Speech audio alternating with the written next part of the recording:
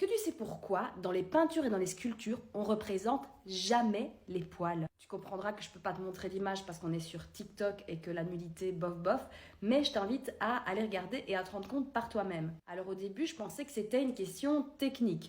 En gros, imagine une sculpture, s'il faut faire tous les poils et tout, c'est peut-être un peu relou. Pareil pour la peinture, ça doit être des techniques quand même un peu compliquées. Et puis j'ai réalisé qu'en fait, il y avait des sculptures d'animaux et des peintures d'animaux et qu'en fait, c'est faisable. Mais alors pourquoi est-ce qu'on ne les montre jamais? Les informations que j'ai trouvées, elles convergent un petit peu toutes sur le fait que les poils, historiquement, ça a souvent été considéré comme un symbole de sauvagerie. Justement, les poils, ça fait animal et donc représenter quelqu'un avec des poils, ça ferait un peu ressortir son animalité. Et sur des corps féminins, il y a littéralement peut-être 3 ou 4 peintures sur toute l'histoire de la peinture avec des poils pubiens et ces peintures, elles ont choqué. Parce que l'animalité, un peu pour un mec, ça passe, ça fait un peu viril, mais pour une meuf, surtout pas. Bon, mes recherches, elles m'ont amené là, c'est-à-dire on a une espèce d'explication pour la non-représentation des poils pubiens.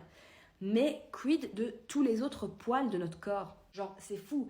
Les femmes ont commencé à s'épiler les jambes massivement au début du XXe siècle. Et chez les hommes, l'épilation des jambes, même aujourd'hui, c'est pas du tout quelque chose d'habituel. Et pourtant, en peinture, même dans des peintures ultra réalistes, on voit jamais de poils sur les jambes. Malheureusement, on a des siècles et des siècles de détestation du poil derrière nous et donc on est constamment baigné d'images qui nous disent que les poils, c'est mal. Vivement une diversité des représentations, please!